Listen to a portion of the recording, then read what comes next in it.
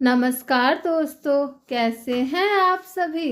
आइए आज हम एक और कहानी सुनते हैं, श्री राम जी की शपथ। हमें ये जानना चाहिए कि श्री राम की शपथ के क्या मायने होते हैं। एक बार की बात है, गोस्वामी तुलसीदास जी अवध में थे। वे सरयू नदी में स्नान करने आए। जब वे नदी में उतरकर अंदर की ओर जा रहे थे, उसी समय एक महिला भी वहां स्नान करने पहुंची। उसे जल्दी स्नान करना था। उसने तुलसीदास जी को देखकर प्रणाम किया और कहा, बाबा जी, मुझे शीघ्र स्नान करना अनिवार्य है। आप उस ओर मुख कर नदी में खड़े हो जाइए। आपको आपके राम जी की शपथ है, जब तक मैं ना कहूँ आप न पीछे मुड़कर देखेंगे, न नदी से बाहर निकलेंगे।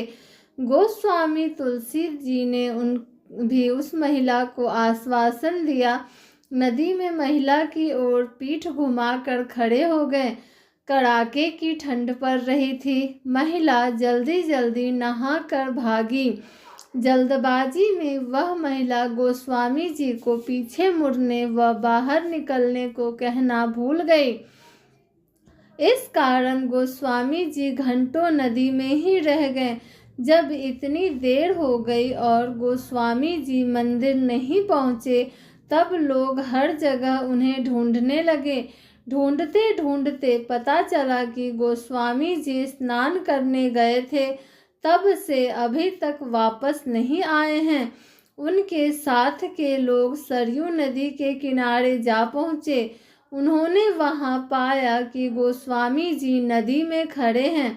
उन्होंने गोस्वामी जी से बाहर निकलने का आग्रह किया। तब गोस्वामी जी ने मना करते हुए कहा, मैं बाहर नहीं निकल सकता हूँ। एक महिला ने मुझसे शपथ ली है, यदि वह देवी मुझे बाहर निकलने को कहेंगी तभी मैं बाहर निकल सकता हूँ। तुलसीदास जी की बात सुनकर सभी लोग हैरान हो गए। धीरे धीरे यह बात राजा के पास पहुंच गई। राजा कुछ समझ नहीं पाए। वह शीघ्र ही गोस्वामी जी के पास पहुंचे। राजा ने गोस्वामी जी से बाहर निकलने की विनती करते हुए कहा, किसी व्यक्ति की शपथ के कारण इस कड़ाके की ठंड में नदी में खड़े रहना स्वास्थ्य के लिए सही नहीं है। सबसे महत्वपूर्ण आपका स्वास्थ्य है। परंतु गोस्वामी जी ने उन्हें मना करते हुए बताया कि मेरे ही से कहीं अधिक मेरे प्रभु का नाम महत्वपूर्ण है। उन देवी ने मुझे मेरे प्रभु श्री राम की शपथ दिलाई थी। उनका नाम मेरे पूरे अस्तित्व से अधिक महत्वपूर्ण है। राजा ने गोस्वामी जी से पूछा, बाबा जी, आप उन देवी का नाम क्या है? कहाँ की रहने वाली हैं वो? इस प्रश्न पर तुलसीदास जी ने राजा से कहा, मुझे ज्ञात नहीं है।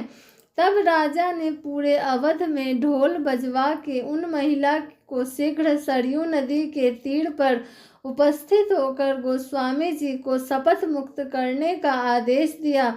उन महिला को जैसे ही अपनी गलती का आभास हुआ, वे दौड़ती हुई नदी के तीर पर जा पहुंची। वहां हाथ जोड़कर क्षमा याचना करती हुई गोस्वामी जी से कहने लगी, बाबा जी, अब आप पीछे मुड़ सकते हैं और नदी से बाहर भी निकल सकते हैं। फिर कहने लगी, हे बाबा, मुझसे बड़ा अपराध हुआ।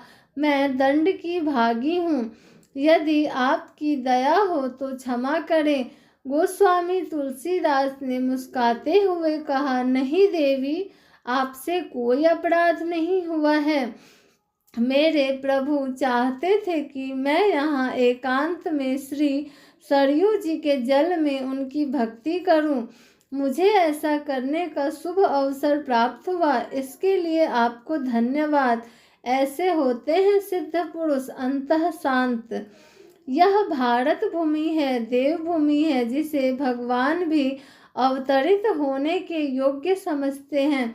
भारत भूमि संतों की भूमि है। अनंत काल से कितने ही बड़े ऋषि मुनि महात्मा संत जन साधु यहाँ जन्म लेते आए हैं।